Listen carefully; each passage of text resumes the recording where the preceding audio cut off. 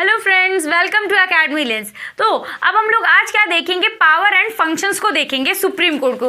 क्या है बच्चों, प्रीवियस लेक्चर्स में हमने क्या कि कई सारी चीज़ें कवर करी थी। टर्म ऑफ ऑफिस किया था, इंडिपेंडेंस ऑफ जुडिशरी करी थी from the legislative and executive से।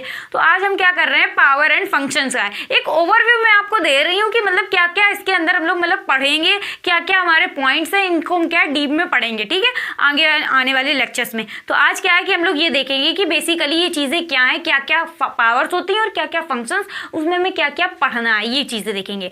तो बच्चों, पावर और फंक्शन जनरली क्या है, सिमिलर ही होते हैं। पावर का मतलब क्या है कि कितने आपके पास पावर है कि हाँ आप ये काम कर सकते हैं, ये काम कर सकते हैं। फंक्शंस बच्चों क्या होते हैं कि जो आपको काम करना ही है, इतना ही आप काम कर सकते हैं, इसके बाहर के आपको काम नहीं है, जितना आपको बोला गया बस उतना ही काम है आपका, ठीक है। तो ये चीज़ होती है। तो जनरली क्या है, दोनों चीज़ें सिमिलर है, आपस में कनेक्टेड है, ठीक। तो चलिए हम लोग देखते हैं कि पॉइंट्स हमारे क्या है। पहले तो बात करते हैं हमारे क्या है, ये ओरिजिनल ज्यूरिडिक्शन होता है। तो बेसिकली बच्चों क्या है कि ज्यूरिडिक्शन बेसिकली क्या होता है, तो एक लीगल क्या होता है, डिसीजन होता है। बेसिकली क्या है कि हमारे जो सुप्रीम कोर्ट है उसके पास क्या होती है, ऑफिशियल पावर होती है किसी भी लीगल डिसीजन को देने की, ठीक है, डिसाइड करने की। तो कौन करता है, हमारा दैट इज सुप्रीम कोर्ट करता है, ठीक। ये होता है ज्यूरिडिक्शन बेसिकली। ओरिजिनल ज्यूरिडिक्शन का मतलब क्या होगा बच्चों, यहाँ पर आपको ये समझना है कि ओरिजिनल ज्यूरिडिक्शन की मतलब कई सारी पावर्स होती है। बेसिकली पहले क्या ओरिजिनल ज्यूरिडिक्शन है, फिर रिट ज्यूरिडिक्शन होती है, ठीक है, फिर उसके बाद जुडिशियल रिव्यू, अपील्स हो गई, फिर एपीलेट ज्यूरिडिक्शन हो गई, फिर क्या है कि गार्जियन होता है कॉन्स्टिट्यूशन का सुप्रीम कोर्ट, फिर उसके बाद court of record and advisory jurisdiction. तो वन बाय वन करके हम लोग देखते हैं क्या।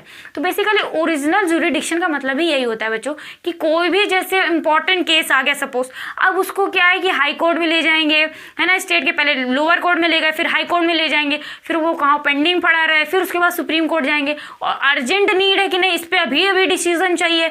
तब क्या करते हैं कि उसको क्या कहते हैं, सुप्रीम कोर्ट डायरेक्टली वो केस को ले लेता है। तो उसके पास ये पावर होती है ओरिजिनल ज्यूरिडिक्शन की एक्सक्लूसिव, कि जो मतलब क्या होता है कि फर्स्ट इंस्टेंट में जो क्या है कि केस उन्हीं के पास ही जाएगा, सुप्रीम कोर्ट में, लोअर में और फिर हाई कोर्ट में जाने की जरूरत ही नहीं। सीधे सीधे वो केस क्या है जो इंपॉर्टेंट है, नेशनल इंपॉर्टेंट का, वो सीधे सीधे क्या है कि सुप्रीम कोर्ट के पास ही चला जाएगा। वो होता है बेसिकली ओरिजिनल ज्यूरिडिक्शन। हम वन बाय वन करके कवर करेंगे, ठीक है, इसको डीप में। मैंने आपको बस एज ओवरव्यू दे रही हूँ कि मतलब क्या है बेसिकली, क्या चीज़ पढ़ेंगे हम लोग।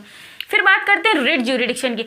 रिट ज्यूरिडिक्शन बच्चों बेसिकली क्या है कि जो हमारे फंडामेंटल राइट्स होते हैं, तो वो फंडामेंटल राइट्स का जब वायलेशन होता है, कोई भी वायलेट कर रहा होता है हमारे फंडामेंटल राइट्स, जैसे सपोज रिलीजन है, हम हिंदू रहना चाहते हैं, सपोज कोई कन्वर्जन कर दे हमको सिख में, हम सिख में कन्वर्जन नहीं चाहते हैं अपना, हम हिंदू बन के रहना चाहते हैं। तो इस तरीके से कई सारे राइट्स होते हैं। तो इसके खिलाफ क्या हम डायरेक्टली क्या सुप्रीम कोर्ट जा सकते हैं।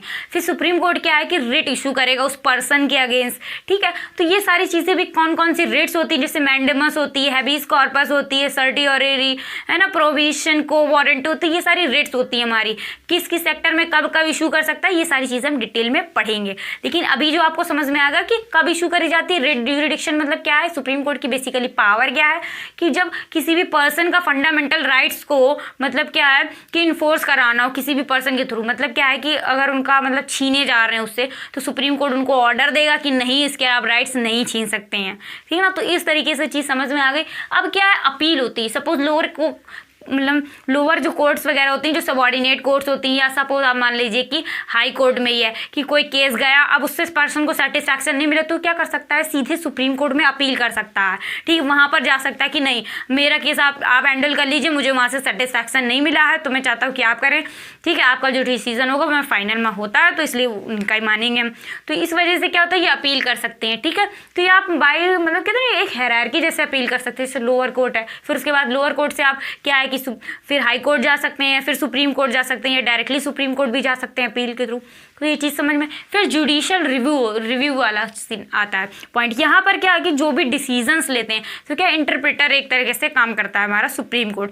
तो जुडिशियल रिव्यू में क्या है कि मतलब जो भी डिसीजंस होते हैं उनको रिव्यू करता है, देखता है। जैसे हाई कोर्ट का कोई डिसीजन हो गया, ठीक है, तो अब क्या है कि सुप्रीम कोर्ट उसमें देखेगा कि भाई ये डिसीजन सही है कि नहीं है। तो ये सारी चीज़ें कौन करता है, हमारा सुप्रीम कोर्ट करता है, रिव्यू करता है, उसको देखता है, ठीक। और डीप में हम पढ़ेंगे अगले लेक्चर्स में। फिर रिवाइजरी ज्यूरिडिक्शन, मतलब सुप्रीम कोर्ट ने अपना कोई डिसीजन दे दिया सपोज, ठीक है, अब उसको लगा कि कुछ सालों के लिए डिसीजन तो सही था, ये लॉ ठीक था, लेकिन अब क्या होगी, आने वाले जो आगे वाले जो साल हैं, जो न्यू जनरेशन है, उसके अकॉर्डिंग क्या ये चीज़ें फिट नहीं बैठ रही हैं, अब हमको अपना डिसीजन बदलना चाहिए। तो क्या करेगा सुप्रीम कोर्ट, अपना को एडवाइजरी जुरिडिक्शन मतलब होता है, ठीक है, मतलब एडवाइस कर सकता है। जैसे सपोज प्रेसिडेंट ने कोई काम दे दिया, अब क्या है कि प्रेसिडेंट को भी क्या है कि मतलब पूछना है सुप्रीम कोर्ट के जज से, तो सुप्रीम कोर्ट भाई बता देंगे, एडवाइस भी दे सकते हैं प्रेसिडेंट को कि हाँ ये चीज़ें हो सकती हैं इंक्लूड, ठीक। तो ये होता है एडवाइजरी। और फिर इस तरीके से आपका बात आता है कि एपिलिएट जुरिडिक्शन होता है, ठीक। तो ये पॉइंट्स भी आपको पढ़ने पड़ेंगे, ठीक। ये भी मैं आपको क्या डीप में 1 बाय 1 करके कवर कराऊंगी,